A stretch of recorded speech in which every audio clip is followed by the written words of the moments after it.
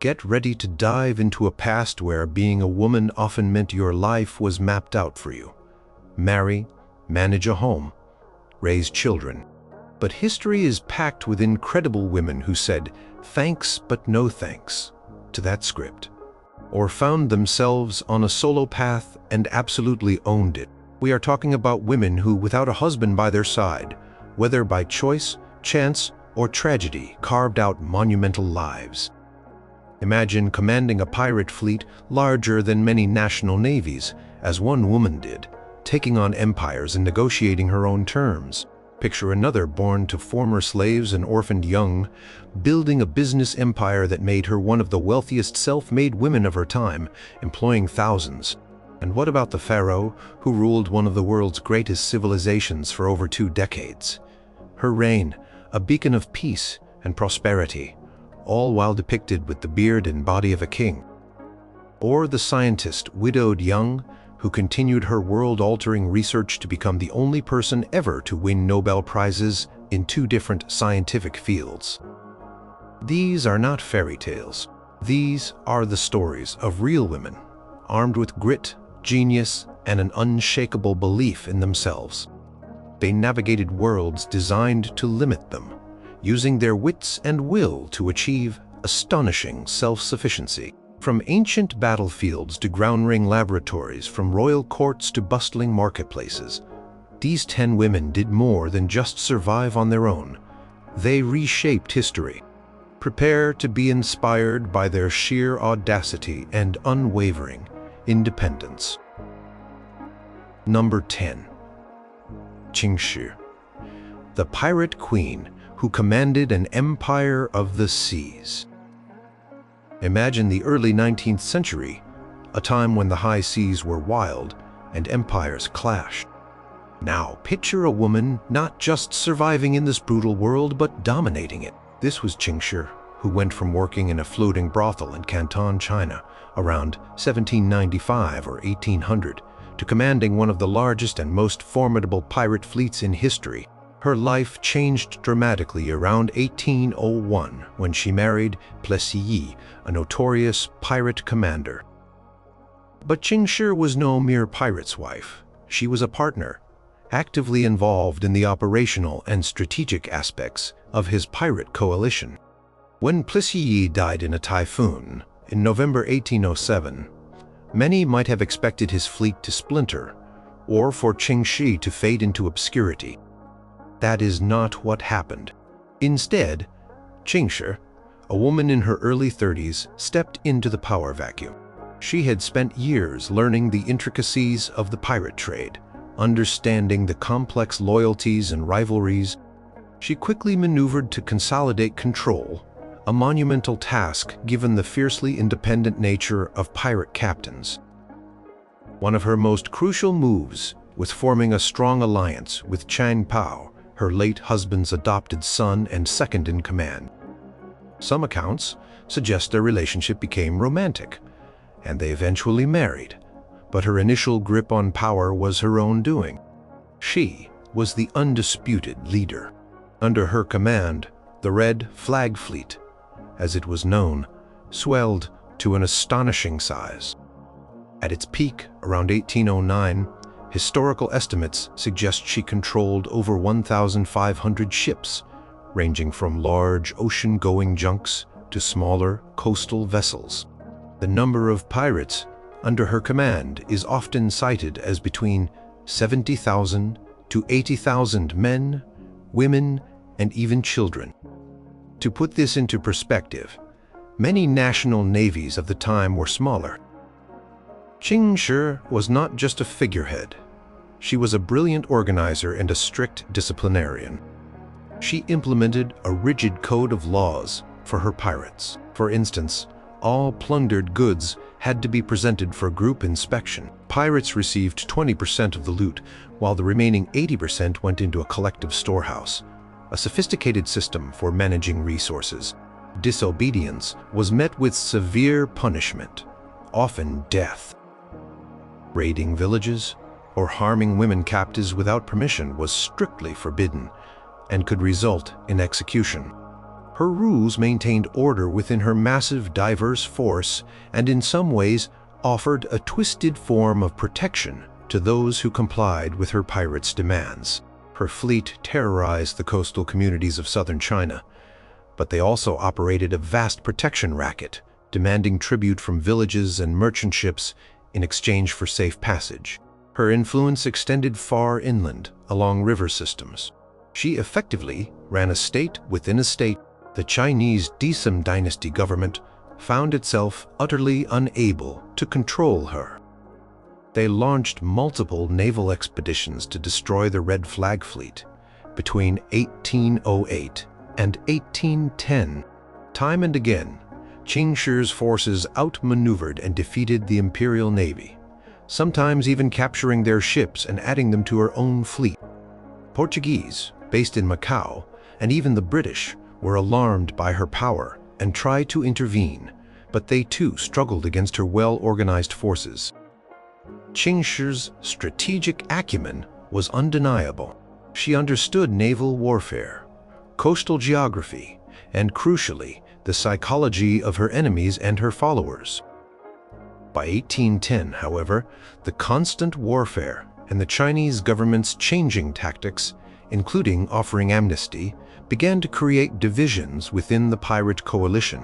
Recognizing the shifting tides and perhaps weary of the constant conflict, Ching Shih made a remarkable decision. Instead of fighting to the bitter end, she chose to negotiate her surrender. But she did it entirely on her own terms. In April 1810, she boldly walked, unarmed, into the office of the Governor-General of Lianguang in Canton, accompanied by a delegation of 17 women and children, to discuss terms. The negotiations were complex. The government initially demanded submission, but Ching Shih refused to accept terms that would see her pirates executed or severely punished. After weeks of discussions, an extraordinary agreement was reached. Ching Shih was allowed to keep all the plunder she had accumulated. Her pirates were offered amnesty, and many were even integrated into the imperial military, some given positions of authority to hunt other less organized pirates. Chang Pao was given a command in the imperial navy. Ching Shih herself was permitted to marry Chang Pao officially and was granted a noble title. She retired from piracy a wealthy woman, a testament to her incredible business sense as much as her ruthlessness. She settled in Canton, where she ran a gambling house and, according to some sources, a brothel, until her death in 1844 at the age of 69. She died peacefully, having outlived many of her adversaries. Ching Shih's story is one of astonishing self-determination.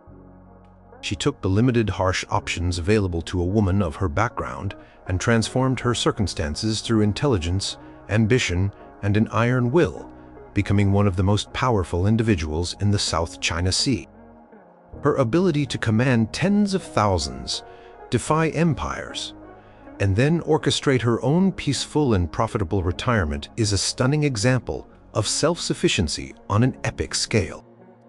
Number 9. Madam C.J. Walker. From laundry tubs to a beauty empire. Sarah Breedlove, who the world would come to know as Madam C.J. Walker, was born on December 23, 1867, on a cotton plantation in Delta, Louisiana. Parents, Owen and Minerva Anderson Breedlove, were recently freed slaves, and Sarah was their fifth child, but the first in her family born into freedom. Her early life was marked by hardship. She was orphaned at the tender age of 7. To escape an abusive brother-in-law with whom she lived after her parents' deaths, she married Moses McWilliams when she was just 14 years old. 3 years later, in 1885, her daughter, Lelia McWilliams, later Alelia Walker, was born. But tragedy struck again when Moses died in 1887, leaving Sarah a widow and single mother at only 20 years old. To provide for herself and her young daughter, Sarah moved to St. Louis, Missouri in 1888, where 3 of her brothers were working as barbers.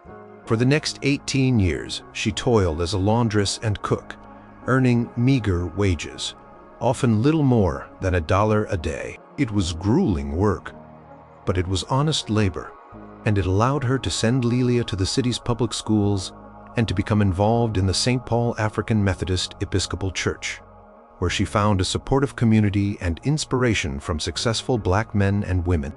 During the 1890s, like many people of that era, Sarah suffered from a scalp ailment that caused her to lose much of her own hair. This personal problem became the catalyst for her future success. She experimented with various home remedies and store-bought hair care products, including those made by Annie Turnbow Malone, another pioneering black woman entrepreneur in the hair care industry.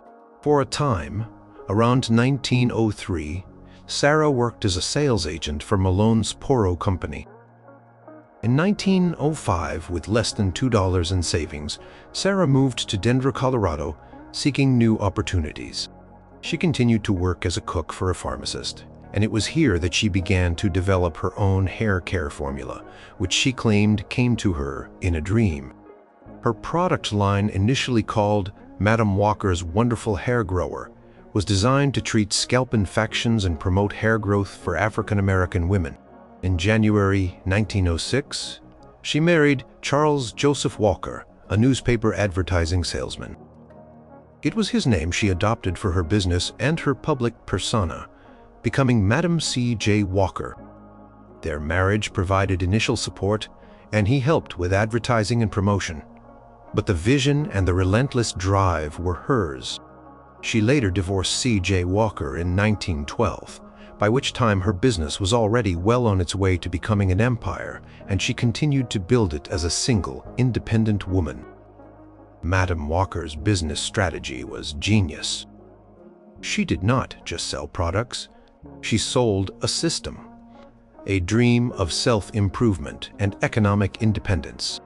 She traveled extensively throughout the southern and eastern United States from 1906 to 1908, demonstrating her Walker method door-to-door in churches and at social gatherings.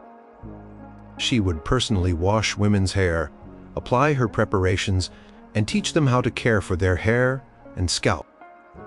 She understood her customers intimately because she had been one of them. In 1908, she temporarily relocated to Pittsburgh, Pennsylvania, where she opened Lelia College to train hair culturists. By 1910, she moved her business headquarters to Indianapolis, a city with a thriving black population and excellent transportation links. There she built the Madam C.J. Walker Manufacturing Company factory, a hair and nail salon, and another training school. Her enterprise grew at an astonishing rate.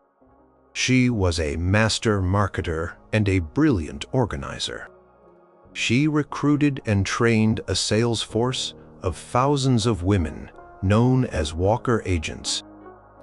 These agents, dressed professionally in white shirts and black skirts, carrying black satchels with their products, became familiar figures in black communities across the United States and eventually in the Caribbean and Central America. She provided these women, many of whom had limited economic opportunities, with a chance to earn a good living, build their own small businesses, and gain financial independence. She organized them into local and state clubs, fostering a sense of community and shared purpose. By 1917, it is estimated she had trained and employed between 10,000 and 20,000 women. Her company was at that point considered the largest business in the United States, owned by an African American. Madam C.J. Walker became incredibly wealthy. Her personal fortune was estimated at between $600,000 and $1 million at the time of her death, making her arguably the first American woman to become a self-made millionaire, though records from other entrepreneurs like Annie Malone make this claim contested. Regardless of the exact ranking, her financial success was undeniable and unprecedented for a black woman of her era. She was more than just a businesswoman. She was a philanthropist and a social activist. She donated generously to educational institutions, including the Tuskegee Institute and Bethune-Cookman College. She supported organizations like the National Association for the Advancement of Colored People, NAAP, the Young Men's Christian Association, MINCA, and various black charities. She funded scholarships for women at Tuskegee and spoke out against lynching, advocating for civil rights. In 1917, she was part of a delegation of Harlem leaders who visited the White House to petition President Woodrow Wilson to support anti-lynching legislation. Her grand estate, Villa Luaro, built in Irvington on Hudson, New York, and completed in 1918, was designed by a black architect, Vertner Tandy, and became a gathering place for leaders of the Harlem Renaissance.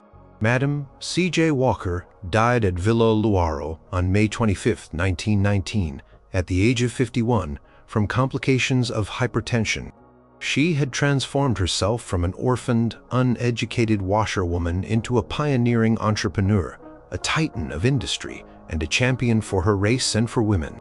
Her story is a powerful testament to how personal adversity can be transformed into an opportunity for immense success and social impact, all driven by her own vision and relentless work as a self-sufficient woman navigating the challenging terrains of race and gender in early 20th century America. Number 8. Jane Austen. Creating a world and a living with her words. Jane Austen, born on December 16, 1775, in the village of Steventon, Hampshire, England, lived a life that was, on the surface, quiet and contained, typical for a gentlewoman of her time. Yet, within that conventional framework, she cultivated an extraordinary inner world and achieved a remarkable degree of intellectual and eventually financial self-sufficiency through her writing a path few women of her social standing pursued as a profession. She was the seventh of 8 children born to Reverend George Austen and Cassandra Lee Austen. Her family was well-educated and encouraged learning. Jane and her sister Cassandra were sent briefly to boarding schools, but received much of their education at home with access to their father's extensive library. Jane began writing stories, poems, and plays for her family's amusement from a young age, with her early works known as the Juvenilia, dating from when she was around 11 years old. Unlike the heroines of many of her novels, Jane Austen never married. There were societal expectations for women of her class to marry for financial security and social standing. She did have several youthful flirtations and one significant, though ultimately unfulfilled, romance with a young Irishman named Tom Lefroy in 1795–1796. There is also a story of a proposal from Harris Bigwither in 1802, which she initially accepted but then retracted the next day. A decision that indicates a strong desire to control her own destiny rather than enter a marriage she did not truly want, even if it offered security. By choosing not to marry, or by circumstances leading her to remain single, Jane Austen retained a degree of personal independence, though she lived within the supportive, but sometimes financially precarious structure of her family. After her father's retirement in 1801, the family moved to Bath, and following his death in 1805, Jane, her mother, and her sister Cassandra faced more constrained financial circumstances, relying on support from her brothers. In 1809, her brother Edward provided them with a permanent home at Chawton Cottage in Hampshire, and it was here in this settled environment that her most productive writing period began. The path to becoming a published author was not straightforward for a woman in the early 19th century. Writing for publication, especially novels, was not always considered a respectable pursuit for a lady. Her first attempt to get a novel published was in 1797, when her father offered First Impressions, an early version of Pride and Prejudice, to the London publisher Thomas Cadell, who rejected it by return post unread. It was not until 1811, 14 years later, that her first novel, Sense and Sensibility, was published. It appeared anonymously, credited only by a lady. All her novels published during her lifetime: Sense and Sensibility in 1811, Pride and Prejudice in 1813, Mansfield Park in 1814, and Emma in 1815, were published this way, though her authorship became an open secret in some circles. Her brother, Henry Austen, played a crucial role as her literary agent, negotiating with publishers. Through her novels, Jane Austen earned an income, which afforded her a measure of financial independence rare for unmarried women of her gentry class, who typically depended on allowances from male relatives. For Sense and Sensibility, published on a commission basis, she made a profit of £140 after covering costs, a considerable sum at the time, roughly equivalent to a curate's annual income. For Pride and Prejudice, she sold the copyright outright to Thomas Egerton for £110, though he made much more. She later moved to the more prominent publisher, John Murray, for Emma. The total income from her novels during her lifetime was modest but significant for her personal autonomy. It allowed her to have her own money, to make her own small purchases, and to contribute to the family's welfare. This financial self-sufficiency, however limited, was a direct result of her talent, her disciplined work ethic, and her persistence in a challenging literary marketplace. She took her writing seriously as a craft and a profession, meticulously revising her manuscripts. Her novels themselves offer sharp, witty, and enchilada commentary on the social world of the English gentry, particularly the limited options available to women for whom marriage was often the only route to economic security and social validation. While her heroines almost always find happiness in marriage by the end of the stories, Austen's exploration of their journeys, their struggles with societal expectations, financial vulnerability, and the search for a compatible partner based on esteem and affection rather than mere convenience, reveals a keen understanding of the precariousness of a woman's position. Her own life as a single professional writer earning her own keep through her intellectual labor stands in fascinating counterpoint to the narratives she created. Jane Austen continued writing until shortly before her death. Persuasion and Northanger Abbey were published posthumously in December 1817, with a biographical notice by her brother Henry that for the first time publicly identified her as the author.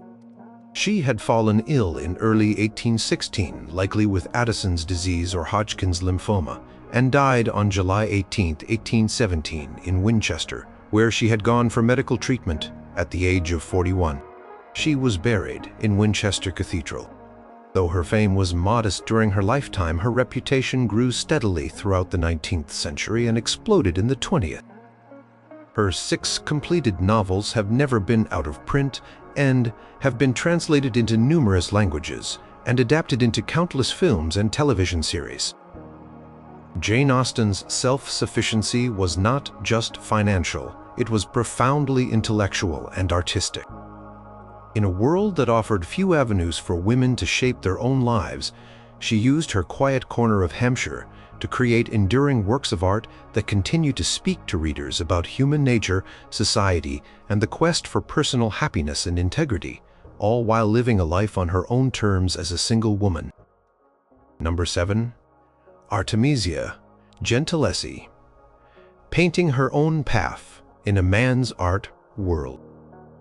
Artemisia Gentileschi, born in Rome on July 8, 1593, emerged as one of the most accomplished and dynamic painters of the Italian Baroque period, a time when female artists were exceedingly rare and faced immense obstacles. She was the eldest child and only daughter of Orazio Gentileschi, a well-regarded painter himself, influenced by Caravaggio. From a young age, Artemisia showed a precocious talent for art learning, to paint in her father's workshop, mixing paints, preparing canvases, and mastering techniques. Unlike many women of her era, she was not steered towards a convent or solely domestic duties. Her father recognized and cultivated her artistic abilities. By the age of 17, she was already producing professional quality work, evident in her 1610 painting Susanna and the Elders, which displayed a remarkable realism and psychological depth. Her life, however, took a traumatic turn in 1611. While her father had engaged the painter Agostino Tassi to teach Artemisia perspective, Tassi raped her. This was not a secret affair. It was a violent assault. When Tassi reneged on a promise to marry her to restore her honor, a common, though deeply unjust, societal expectation at the time, Orazio Gentileschi pressed charges against him in 1612. The subsequent 7-month trial was a public ordeal for Artemisia. She was subjected to a humiliating gynecological examination and even underwent judicial torture. Thumbscrews were used to verify her testimony, a horrific practice meant to ensure truthfulness. Despite this, she courageously stuck to her account. Tassi was eventually found guilty and sentenced to exile from Rome, though the punishment was not rigorously enforced. This harrowing experience profoundly impacted Artemisia and is often seen as influencing the powerful, sometimes violent themes in her art, particularly her depictions of strong, wronged, or vengeful women from myth and scripture, such as Judith slaying Holofernes. Shortly after the trial, in late 1612, Orazio arranged a marriage for Artemisia with Pierantonio Stiatesi, a minor Florentine artist. This marriage provided a semblance of social respectability and allowed her to leave Rome and its painful associations. The couple moved to Florence, where Artemisia truly began to establish her independent career. Despite being married, her artistic identity and professional success were largely her own achievements. In Florence, she flourished. She received prestigious commissions, including from the Grand Duke Cosimo I de' Medici. Crucially, in 1616, she became the first woman to be accepted into the prestigious Accademia delle Arti del Disegno, Academy of the Arts of Drawing, in Florence. This was a significant professional milestone, granting her a level of recognition and autonomy unavailable to most women artists. She had 4 children with Stiatesi, though only one daughter, Prudenzia, also believed to have become a painter, survived to adulthood. Her marriage to Stiatesi was not a particularly happy or financially stable one, largely due to his mismanagement of their finances. Artemisia's correspondence from this period reveals her struggles with debt, often incurred by her husband, and her determination to manage her own earnings and professional affairs. She was a businesswoman as much as an artist, negotiating contracts, pursuing payments, and cultivating patrons. By 1620, her marriage had effectively broken down, and while the exact date of their formal separation is unclear, Artemisia increasingly operated as an independent artist. She returned to Rome around 1621, her reputation preceding her. Her style had matured, combining caravaggesque drama with a distinct emotional intensity and a focus on female agency. Works like Judith and Her Maid-Servant and multiple versions of Judith slaying Holofernes, the most famous version from around 1614–1620, are iconic for their raw power and the portrayal of Judith not as a delicate seductress, but as a determined, physically strong heroine. Throughout the 1620s, she navigated the competitive Roman art scene, securing commissions from important patrons. Her subjects often featured heroic women: Cleopatra, Lucretia, Mary Magdalene, Jael, depicted with a depth of character and physical presence that was groundbreaking. Around 1630, Artemisia moved to Naples, a thriving artistic center. Here, she ran a successful studio and received major commissions for altarpieces and other large-scale works, further cementing her reputation as one of Italy's leading painters. Her resilience and business acumen were remarkable. She managed her workshop, negotiated with powerful clients, and maintained an international network of contacts. In 1638, she traveled to London, likely at the invitation of King Charles I, to join her father, Orazio, who was working there. She assisted him with the ceiling paintings at the Queen's House in Greenwich, and also undertook her own commissions. After Orazio's death in 1639, Artemisia remained in London for a few more years before returning to Naples by 1641. She continued to paint prolifically in Naples throughout the 1640s and into the early 1650s. The exact date of her death is uncertain, but it is generally believed to be around 1656, possibly during the devastating plague that struck Naples that year. For centuries after her death, Artemisia Gentileschi's work was often overshadowed by her father's or sensationalized due to the rape trial. However, feminist art historians in the 20th century rediscovered her, recognizing the extraordinary quality of her art and her pioneering role as a successful female artist who achieved international fame and self-sufficiency in a male-dominated world.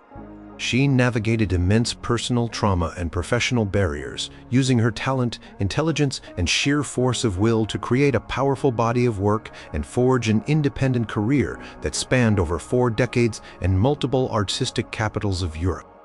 Her letters reveal a woman acutely aware of her worth, fighting for recognition and fair payment, stating in one, "You will find the spirit of Caesar in this soul of a woman." Number 6. Florence Nightingale, the lady with the lamp who revolutionized nursing. Florence Nightingale, born on May 12, 1820, in Florence, Italy, into a wealthy, well-connected British family, was not destined for a life of conventional domesticity. From a young age, she displayed a keen intellect and a serious-mindedness that set her apart. Her father, William Edward Nightingale, a wealthy landowner, personally oversaw her education, providing her with a rigorous curriculum that included classics, philosophy, mathematics, and modern languages. Despite the comfortable and privileged life laid out for her, one that would typically culminate in a suitable marriage and managing a household, Florence felt a different calling. Around the age of 16, in 1837, she experienced what she described as a call from God to devote her life to service. Initially, she was unsure what form this service would take, but her interests soon gravitated towards nursing, a profession then held in very low esteem, often associated with working-class women, poor conditions, and a lack of proper training. Her family, particularly her mother Frances, and her sister Parthenope strongly opposed her nursing ambitions. They considered it unsuitable for a woman of her social standing. For years, Florence battled their expectations, declining marriage proposals, including one from the politician and poet Richard Monckton Milnes, whom she deeply respected but ultimately turned down in 1849 because she feared marriage would interfere with her true vocation. This decision to remain single was a conscious choice, a crucial step in pursuing her goal of reforming healthcare. She was determined to be self-sufficient in her mission, not beholden to a husband or domestic duties. In 1844, despite familiar resistance, she began to educate herself in the art and science of nursing, studying reports, visiting hospitals, and seeking out what little formal training was available. In 1850 and 1851, she managed to spend time at the Institute of Protestant Deaconesses in Kaiserswerth, Germany, a pioneering training school for nurses. Her first significant professional role came in August 1853, when she became the superintendent of the Institute for the Care of Sick Gentlewomen in Upper Harley Street, London. She excelled in this position, improving efficiency and care. But a far greater challenge lay ahead. In October 1854, as the Crimean War raged, shocking reports from the Times detailed the horrific conditions and high mortality rates among sick and wounded British soldiers. Sidney Herbert, the Secretary at War and a friend of the Nightingale family, asked Florence to lead a party of nurses to the military hospital in Scutari, modern-day Üsküdar, in Istanbul. This was an unprecedented move. Women had never before been officially sent to military hospitals. On November 4, 1854, Florence Nightingale and her team of 38 volunteer nurses arrived at the Barrack Hospital in Scutari. Conditions were appalling. The hospital was overcrowded, filthy, and lacked basic supplies. Rodents and insects were rampant. Sanitation was non-existent, and infections spread like wildfire. More soldiers were dying from diseases like typhus, typhoid, cholera, and dysentery than from battle wounds. Florence Nightingale set to work with incredible energy and determination. She organized the nurses, enforced strict hygiene standards, procured clean linen and food, established a laundry, and improved ventilation. She was a formidable administrator, battling military bureaucracy and indifference. She famously made rounds at night, carrying a lamp, ministering to the suffering soldiers, earning her the enduring epithet, the Lady with the Lamp. Her presence and her reforms had a dramatic impact. While the exact figures are debated and complex, it is widely acknowledged that the death rate at Scutari significantly decreased under her management. For instance, some sources suggest the mortality rate dropped from 42% to 2%. Beyond direct nursing care, Nightingale was a brilliant statistician. She meticulously collected data on mortality rates and causes of death. After the war, she used this data to demonstrate a clear link between sanitation and health outcomes. Her innovative use of statistical graphics, particularly the polar area diagram, sometimes called a Nightingale Rose diagram, was instrumental in convincing government officials and the public of the need for healthcare reform. Upon her return to England in August 1856, Florence Nightingale was hailed as a national hero. However, she shunned public attention, preferring to work behind the scenes. She suffered from ill health for much of the rest of her life, possibly chronic brucellosis contracted during the Crimea, and was often bedridden. Yet, from her sickbed, she conducted an astonishing amount of work. She produced an 830-page report, Notes on Matters Affecting the Health, Efficiency, and Hospital Administration of the British Army, 1858, which led to the establishment of a royal commission and sweeping reforms in military healthcare. In 1859, she published Notes on Nursing, What It Is and What It Is Not, a slim volume that became a foundational text for nursing education, emphasizing the importance of observation, hygiene, and patient environment. It was written in simple language, intended for ordinary women caring for their families, as well as professional nurses. In 1860, using funds raised in her honor, the Nightingale Fund, which amounted to over £44,000, she established the Nightingale Training School for Nurses at St. Thomas's Hospital in London. This was the first secular nursing school in the world and revolutionized the profession, establishing nursing as a respectable and skilled occupation for women. Graduates of her school went on to spread her methods and establish training programs across Britain and internationally. Throughout her long life, Florence Nightingale continued to advocate for healthcare reform, sanitation in India, workhouse infirmary improvements, and the professionalization of nursing. She wrote an estimated 12,000 to 14,000 letters and numerous books and pamphlets. She received many honors, including being the first woman awarded the Order of Merit in 1907. Florence Nightingale died on August 13, 1910, at the age of 90. She had chosen a life of single-minded dedication to her calling, achieving extraordinary self-sufficiency in her intellectual and professional pursuits. And in doing so, she fundamentally changed the world of healthcare and created a lasting legacy as the founder of modern nursing. Number 5. Marie Curie, a trailblazer in science. Twice a Nobel laureate. Maria Skłodowska, later known as Marie Curie, was born in Warsaw, in what was then the Kingdom of Poland, part of the Russian Empire, on November 7, 1867. She was the youngest of 5 children in a family of teachers who instilled in her a deep love for learning. Her early life was marked by intellectual promise, but also by political oppression and personal tragedy. Poland was under Russian rule, and opportunities for Poles, especially women, were severely limited. Her mother died of tuberculosis when Maria was 10, and her father, a physics and mathematics teacher, lost his savings through a bad investment. Despite these challenges, Maria excelled academically, graduating from high school at 15 with top honors. However, women were barred from attending university in Warsaw. Determined to pursue higher education, Maria and her older sister Bronislawa made a pact. Maria would work as a governess to support Bronislawa's medical studies in Paris, and once Bronislawa was established, she would help Maria.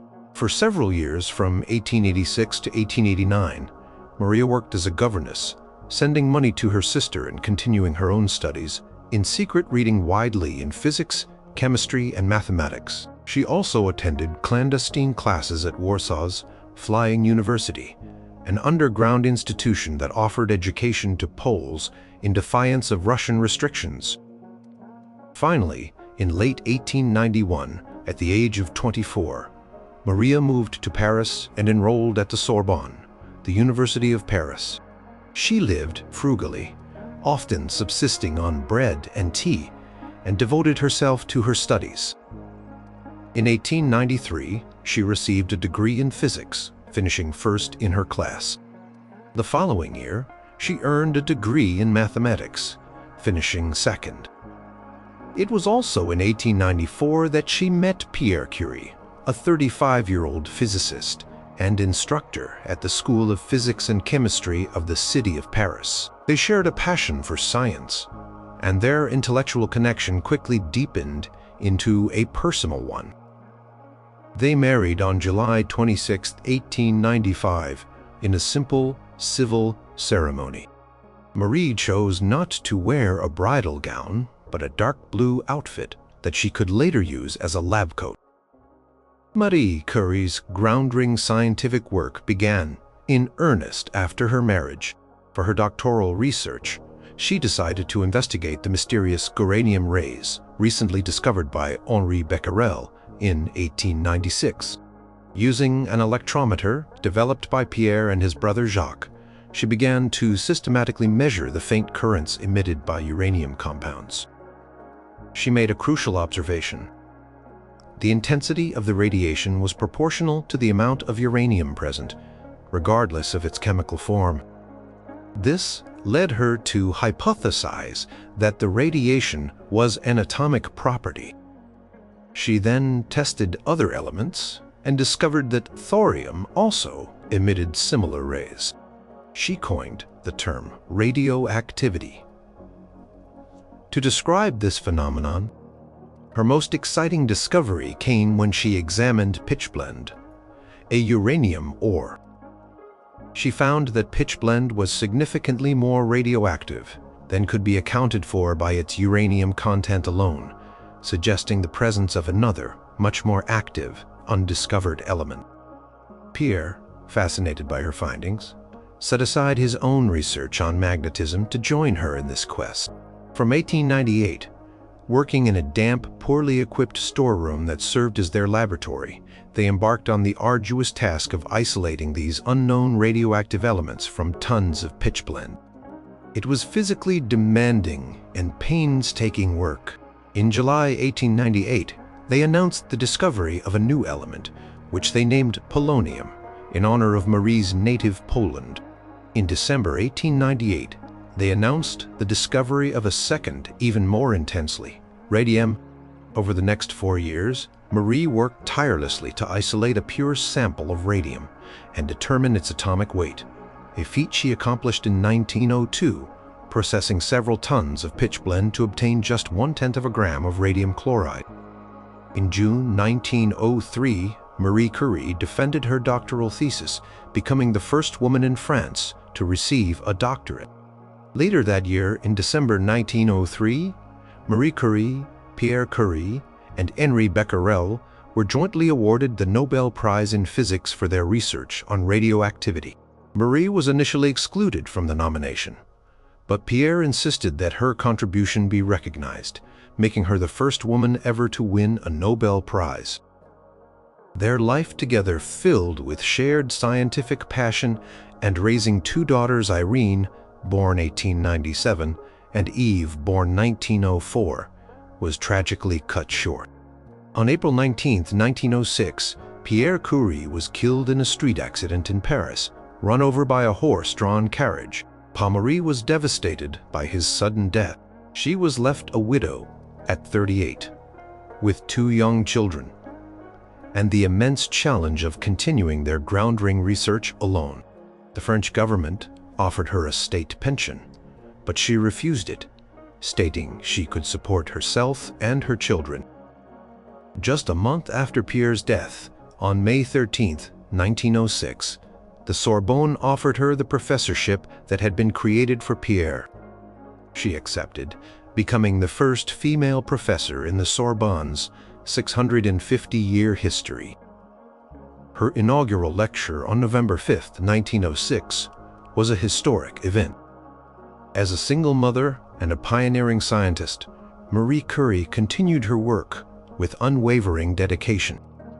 She focused on isolating pure radium metal, which she achieved in 1910.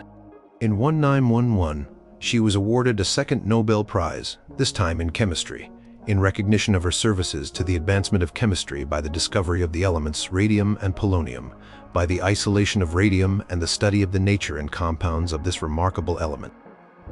This made her the first person, and to this day, the only person, to win Nobel Prizes in two different scientific fields. Linus Pauling later won two Nobel Prizes, but one was for chemistry and the other for peace. During World War I, Marie Curie recognized the potential of X-rays for medical diagnosis on the battlefield. She developed mobile X-ray units known as petites curies, little curies, equipping cars and vans with X-ray apparatus and training women as radiological assistants. She, along with her teenage daughter Irene, personally drove these units to the front lines, helping to treat wounded soldiers.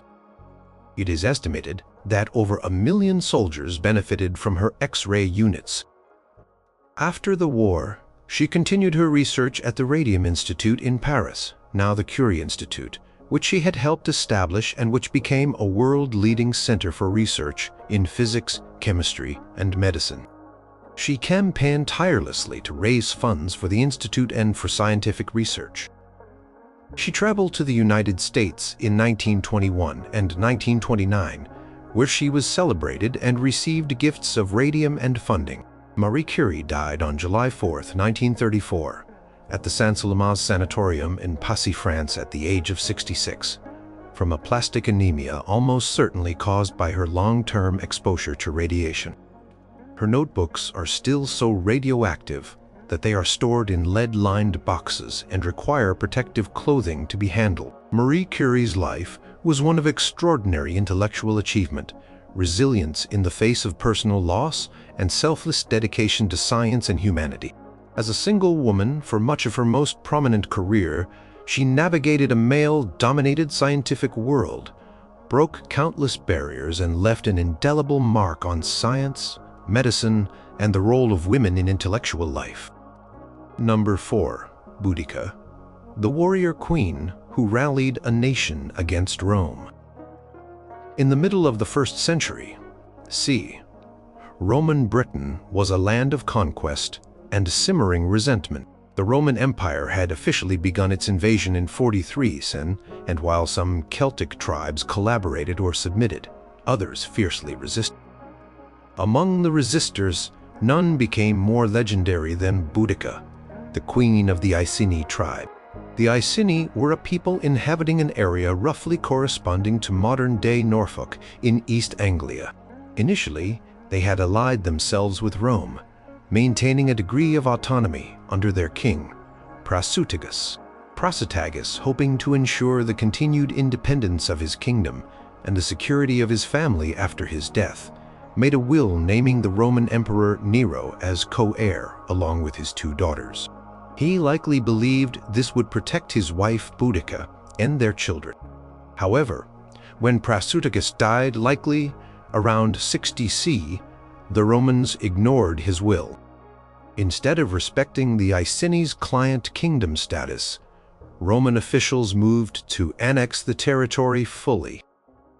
What followed was an act of profound brutality and miscalculation by the Roman administrators. According to the Roman historian Tacitus, who provides one of the primary accounts, Iceni lands and property were plundered.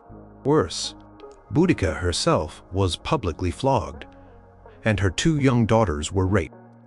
This outrage, a deep personal violation compounded by the theft of her people's sovereignty, transformed Boudica from a queen into a figure of fiery rebellion. The humiliation and violence inflicted upon her and her family served as a potent catalyst, igniting the smoldering anger of the Iceni and neighboring tribes, such as the Trinovantes, who also had grievances against Roman rule, including the confiscation of their deified Emperor Claudius in their former capital, Camalodunum, modern Colchester. Around 60 or 61, say Boudica, described by the Roman historian Cassius Dio, writing much later but drawing on earlier sources, as tall, terrifying in appearance, with a harsh voice and a great mass of tawny hair falling to her hips, rallied her people. She was not merely a grieving widow. She became a Menotic war leader, a symbol of defiance against Roman oppression. Standing before her assembled warriors, possibly from a chariot, she delivered impassioned speeches, urging them to fight for their freedom and avenge Roman injustices. An enormous rebel army, estimated by some ancient sources to be as large as 120,000, though such numbers are often exaggerated, coalesced under her command. Their first target was Camalodunum, the center of Roman veteran settlement and imperial cult. The city was poorly defended and fell quickly to the rebel onslaught. It was razed to the ground, its inhabitants massacred without mercy. Archaeological evidence from Colchester shows a thick layer of burnt destruction dating to this period, corroborating the historical accounts. The Roman governor of Britain, Gaius Suetonius Paulinus, was campaigning far away in North Wales, attacking the Druidic stronghold on the island of Mona, Anglesey, when news of the revolt reached him. He immediately marched south with a portion of his forces. Meanwhile, Boudica's army, flushed with victory, turned towards Londinium, modern London, a burgeoning commercial center. Suetonius reached Londinium before the rebels, but, judging it indefensible with his limited forces, made the difficult decision to abandon the city to save the province. Londinium too was sacked and burned, its population slaughtered. Archaeological layers of red ash, the Boudican fire, are still found beneath London. The 9th Legion, Legio X Hispana, commanded by Quintus Batilius Carialis, attempted to relieve Camalodunum, but was ambushed and heavily defeated by the rebels, losing most of its infantry. After Londinium, the rebels marched on Verulamium, modern St. Albans, another pro-Roman settlement, which met the same fate. Tacitus estimates that some 70,000 to 80,000 Romans and pro-Roman Britons were killed in these 3 cities. Boudica's campaign was characterized by its ferocity. This was not a war of strategic conquest in the Roman sense, but a brutal, vengeful uprising. The rebels sought not just to defeat the Romans, but to eradicate their presence and punish those who collaborated. Suetonius Paulinus, having gathered his available forces, including the 14th Legion, Legio Vif Gemina, and detachments of the 20th, Legio Thex ex Valeria Victrix, prepared for a decisive battle. Although heavily outnumbered, Suetonius had perhaps 10,000 men against Boudica's vast host. The Romans had the advantage of superior discipline, training, and equipment. The final battle took place in an unknown location, likely somewhere along the Roman road now known as Watling Street, possibly in the Midlands, in late 60 or early 61 say. Suetonius chose his ground carefully, a defile with a wood at its rear, protecting his flanks and preventing envelopment. The Britons, confident in their numbers, had brought wagons filled with their families to witness what they expected to be a great victory, placing them at the rear of their lines, which ultimately hampered their ability to retreat. Boudica addressed her troops from her chariot, with her daughters beside her, invoking the justice of their cause. The Britons launched a furious assault, but the Roman legionaries held their ground, unleashing volleys of javelins, pila, before advancing in a wedge formation, their short stabbing swords, gladi, proving devastating in close combat. The disciplined Roman attack broke the British charge, and the battle turned into a rout. The wagons at the rear trapped the fleeing Britons, and the Romans slaughtered them indiscriminately, warriors, women, children, and even animals, according to Tacitus. Roman sources claim up to 80,000 Britons were killed, with minimal Roman losses. Boudica's fate is uncertain. Tacitus states, "She poisoned herself to avoid capture." Cassius Dio says she fell ill and died, and was given a lavish burial. Although the rebellion was brutally suppressed, it was a severe shock to the Roman Empire. It nearly led Emperor Nero to consider withdrawing from Britain altogether. In the aftermath, Suetonius Paulinus conducted harsh punitive operations, but he was soon replaced by a more conciliatory governor, Publius Petronius Turpilianus, who adopted a policy of pacification. The revolt had exposed the fragility of Roman rule and led to changes in provincial administration, with more attention paid to the grievances of the native population. Boudica, the widowed queen who rose to lead a massive, if ultimately doomed, rebellion, became a potent symbol of freedom and resistance. Her story, largely forgotten for centuries, was revived during the Renaissance and particularly championed during the Victorian era, when she was portrayed as a British national heroine, an icon of courage and defiance. As a woman who, in the face of profound personal loss and political oppression, took on the might of Rome, leading armies and shaking an empire, Boudica's self-sufficiency was forged in fire and fury, leaving an indelible legend. Number 3. Hildegard von Bingen, the visionary abbess who shaped medieval thought. Hildegard von Bingen, born around 1098 in Bermersheim-Vorderhohe, or Niederhosenbach, in the Rhineland-Palatinate region of modern-day Germany, was a woman of extraordinary and multifaceted genius. A Benedictine abbess, writer, composer, philosopher, mystic, visionary. In an era when women's voices were rarely heard publicly, and their intellectual contributions often suppressed or ignored, Hildegard established herself as a respected authority, corresponding with popes, emperors, and leading intellectual figures of her time. She was the 10th child of a noble family, and as was sometimes customary for a 10th child, a tithe to the church, she was dedicated to a religious life from a young age. Around the age of 8, she was enclosed with Jutta von Sponheim, an older anchoress at the Benedictine monastery of Dissebodenberg. Jutta taught Hildegard to read and write Latin, the language of scholarship and the church, and instructed her in religious studies. Hildegard took her monastic vows around the age of 14 or 15.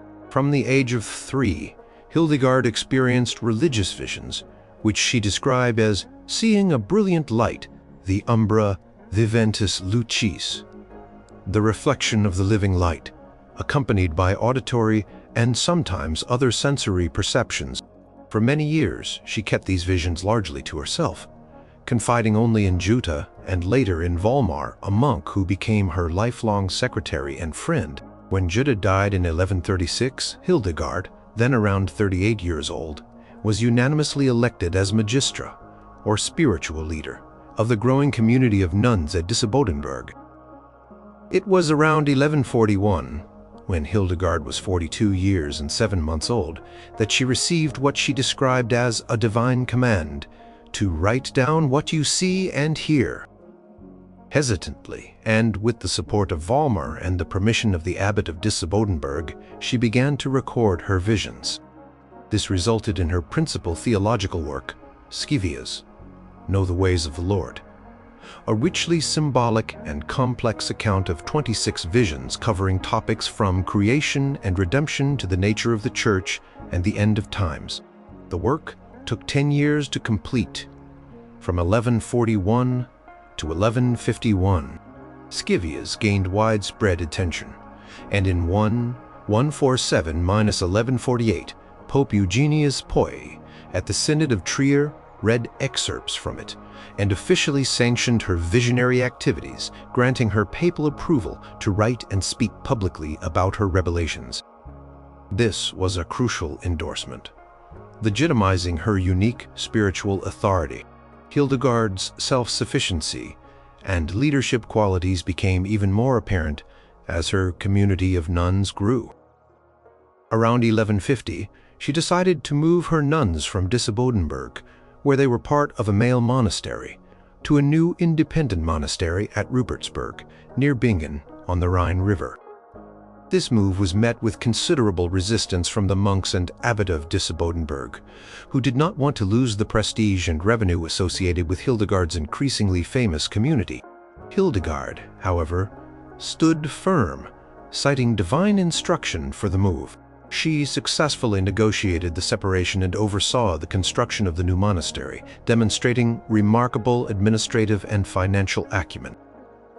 Rupertsberg became a thriving center of spiritual and intellectual life, attracting many women to join her community.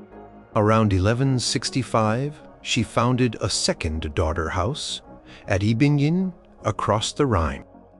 As abbess of these independent communities, Hildegard was responsible for their spiritual welfare, their governance, and their economic stability, a significant undertaking for any leader, let alone a woman in the 12th century. Beyond her theological writings, Scivias, Liber Vitae Meritorum, or Book of Life's Merits, and Liber Divinorum Abirum, or Book of Divine Works, Hildegard's intellectual output was astoundingly diverse. She composed a large body of music, around 77 distinct liturgical songs, including hymns, antiphons, and sequences, as well as a morality play set to music called Ordo Virtutum, Order of the Virtues, one of the earliest known examples of its kind. Her music is characterized by soaring melodies, wide vocal ranges, and innovative musical language. She also wrote extensively on medicine and natural history in two major works: Physica, Subtleties of the Diverse Kinds of Creatures, a compendium of knowledge and their medicinal properties, and Causae et Curae, Causes and Cures, which dealt with human physiology, diseases, and their treatments, blending imperadanding of the body. While these works reflect the medical knowledge of her time, they also contain many original observations and demonstrate her keen interest in the natural world. Hildegard was not a recluse. She undertook 4 public preaching tours between 1158 and 1171, traveling to monasteries and towns throughout Germany, speaking to both clergy and laity, an almost unheard-of activity for a woman at that time. Her surviving correspondence includes letters to and from popes, emperors like Frederick Barbarossa, kings, bishops, and other influential figures, in which she offered counsel, admonition, and spiritual guidance, often with remarkable boldness. She was unafraid to criticize corruption or laxity within the Church. Even in her final years, she demonstrated her unyielding principles. In 1178, when she was nearly 80, she defied ecclesiastical authorities by allowing an excommunicated nobleman who had repented on his deathbed to be buried in the cemetery at Rupertsberg. Clergy of Mainz placed her monastery under interdict, forbidding the celebration of Mass and the singing of the divine office. Hildegard passionately defended her actions in writing, and the interdict was eventually lifted shortly before her death.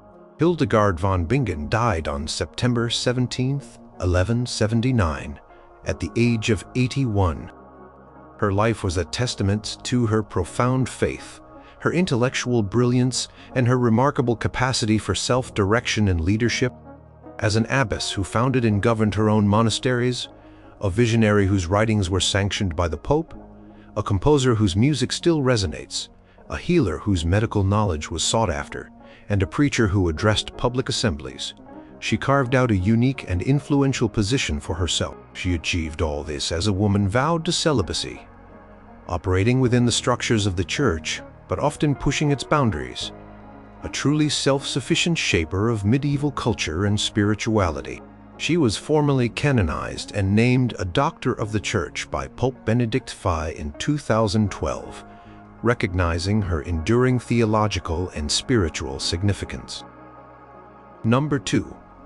Queen Elizabeth I, the Virgin Queen who ruled a golden age. Elizabeth Tudor, born on September 7, 1533 at Greenwich Palace, faced a precarious and often dangerous path to the throne of England. She was the daughter of King Henry Think and his second wife, Anne Boleyn. When Elizabeth was just 2 years and 8 months old, her mother was executed on charges of treason and adultery in May 1536, and Elizabeth herself was declared illegitimate, removed from the line of succession. Her early life was marked by political instability, shifting allegiances, and the constant threat that her royal blood made her a target. She received an excellent humanist education, becoming proficient in several languages, including Latin, Greek, French, and Italian, and developed a sharp intellect and a cautious, pragmatic temperament, qualities that would serve her well in her later reign. After Henry VIII's death in 1547, Elizabeth navigated the turbulent reigns of her younger half-brother Edward VI and her older Catholic half-sister, Mary I. During Mary's reign, 1553–1558, Elizabeth, as a Protestant heir, was viewed with suspicion.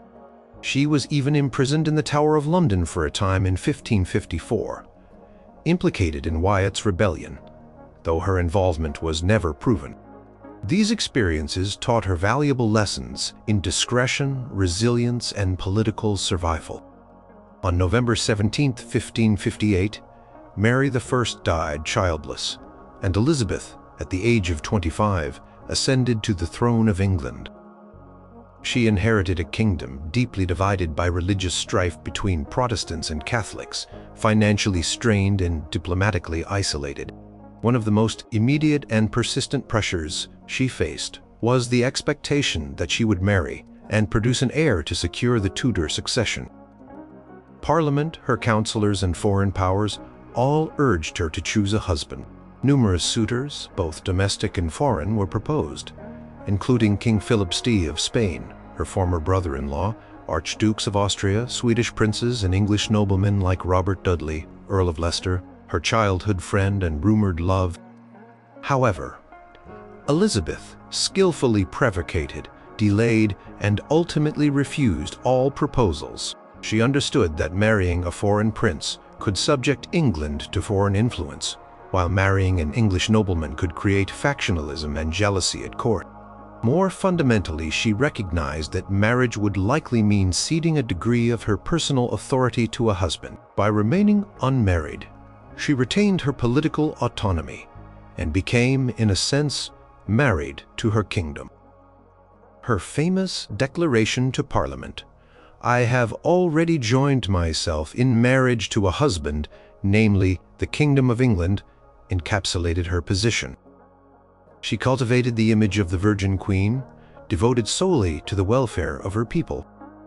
Elizabeth's reign, which lasted for 44 years and 127 days, from 1558 to 1603, is often referred to as the Elizabethan era or the Golden Age of English history.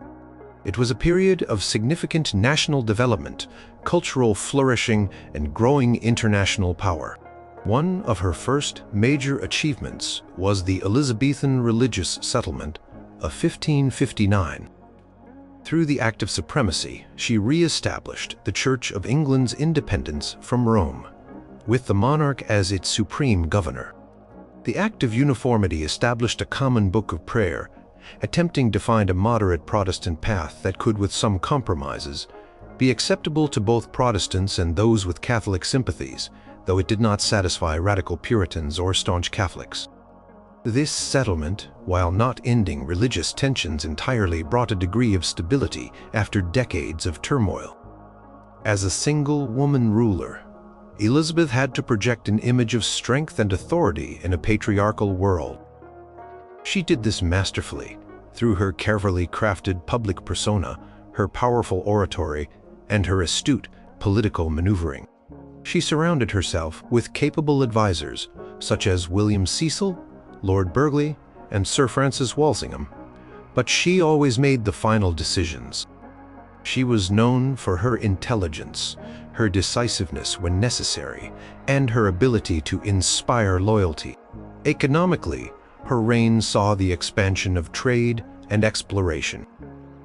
English sailors and adventurers like Sir Francis Drake, Sir Walter Raleigh, and Sir John Hawkins challenged Spanish dominance on the seas, engaged in privateering, state-sanctioned piracy against Spanish treasure fleets, and laid the groundwork for future colonial expansion. The Muscovy Company and the East India Company, chartered in 1600, were established, expanding England's commercial reach. Culturally, the Elizabethan era was a period of extraordinary literary and artistic achievement, most famously exemplified by playwrights like William Shakespeare, Christopher Marlowe, and Ben Jonson, and poets like Edmund Spenser. Queen herself was a patron of the arts. One of the defining moments of Elizabeth's reign was the defeat of the Spanish Armada in 1588. King Philip of Spain, angered by English support for Dutch rebels, English privateering, and the execution of the Catholic Mary, Queen of Scots, whom Philip and other Catholics viewed as the rightful Queen of England, in 1587, launched a massive fleet to invade England and depose Elizabeth. In the face of this grave threat, Elizabeth famously rallied her troops at Tilbury, delivering one of her most iconic speeches. "I know I have the body of a weak and feeble woman, but I have the heart and stomach of a king, and of a king of England too, and think foul scorn that Parma or Spain, or any prince of Europe, should dare to invade the borders of my realm." English navy, aided by skillful tactics, stormy weather, the Protestant wind, and the innovative design of their ships, inflicted a decisive defeat on the Armada, a victory that significantly enhanced England's prestige and Elizabeth's legendary status. Throughout her long reign as a single woman, Elizabeth I demonstrated remarkable self-sufficiency. She was the ultimate decision-maker in matters of state, religion, war, and peace. She managed her court, her parliament, and her public image with consummate skill. While she had favorites and relied on counselors, her independence of judgment was renowned.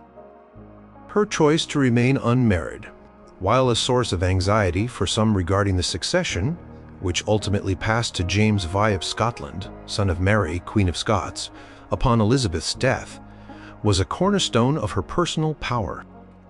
She navigated complex international politics, balancing alliances and rivalries to protect English interests. Elizabeth I died on March 24, 1603, at Richmond Palace, at the age of 69. She left behind a kingdom that was more unified, prosperous, and confident on the world stage than it had been at her accession.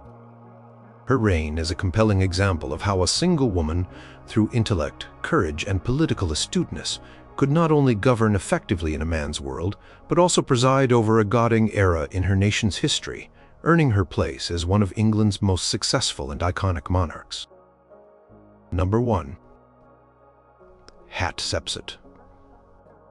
The woman who ruled as pharaoh in ancient Egypt. Hatshepsut, whose name means foremost of noble women, was one of the most remarkable and enigmatic rulers of ancient Egypt. She reigned during the 18th dynasty, a period of great power and prosperity known as the New Kingdom.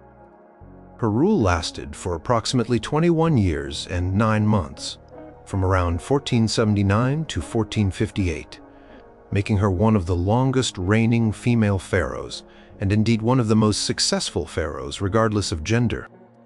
Born around 1507 Bai, Hatshepsut was the daughter of Pharaoh Thut, Mose I, and his principal wife, Queen Ahmose. She was of impeccable royal lineage. She married her half-brother, Thutmose I, as was customary for Egyptian royalty to maintain the purity of the bloodline and consolidate power. As Thutmose I's great royal wife, Hatshepsut held significant religious and ceremonial roles, such as God's wife of Amun, a powerful priestly position. Thutmose I had a relatively short and unremarkable reign, and upon his death, around 1479 BHA, the throne passed to his infant son, Thutmose I, born to a secondary wife named Iset. Hatshepsut, as the young pharaoh's aunt and stepmother, initially acted as regent for Thutmose II. Regency by a queen mother or principal wife was not uncommon in ancient Egypt. However, what Hatshepsut did next was unprecedented.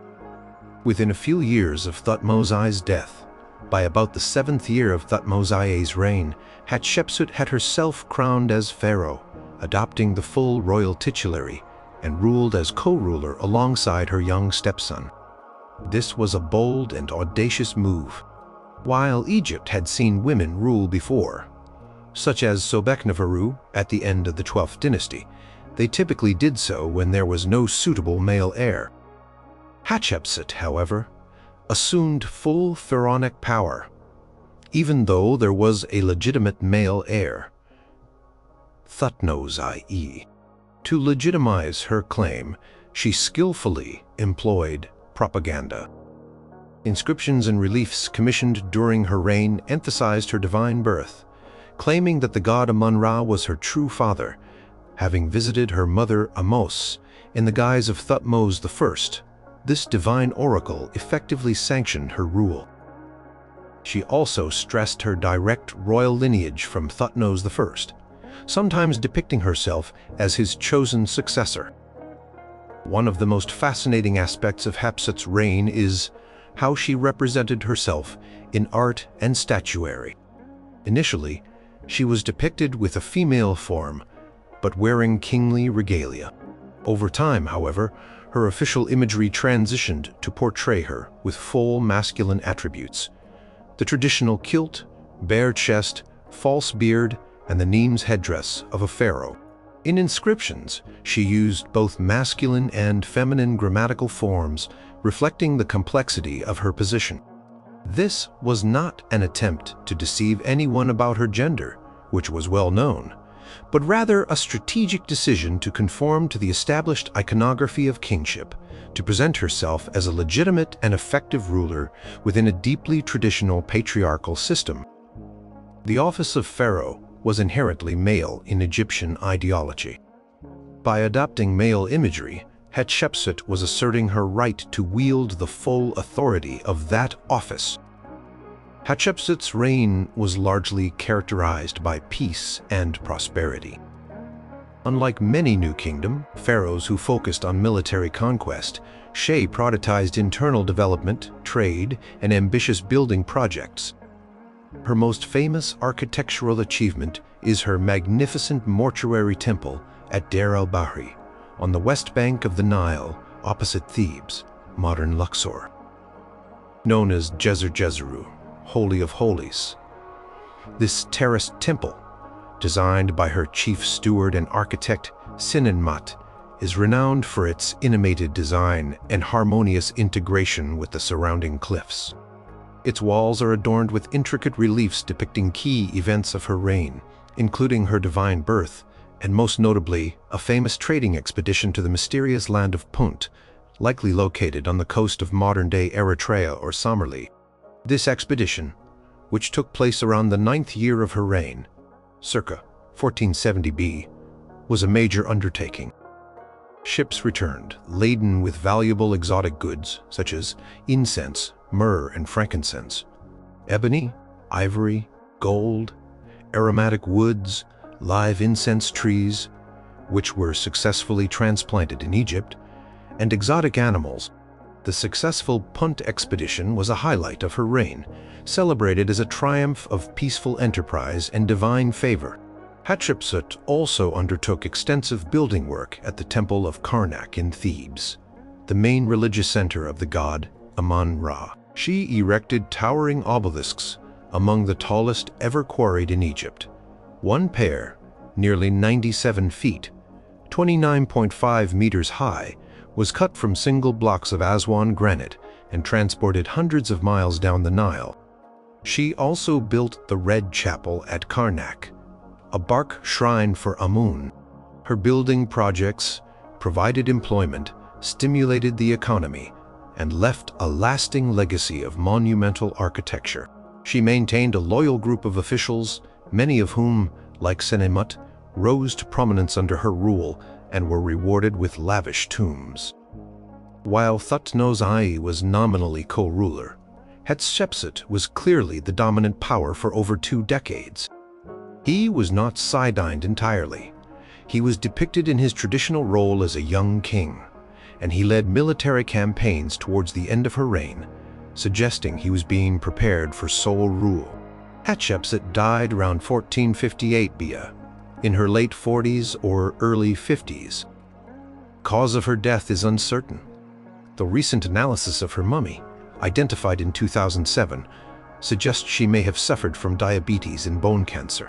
She was buried in the Valley of the Kings, in a tomb, KV20, originally intended for her father, which she had extended for herself.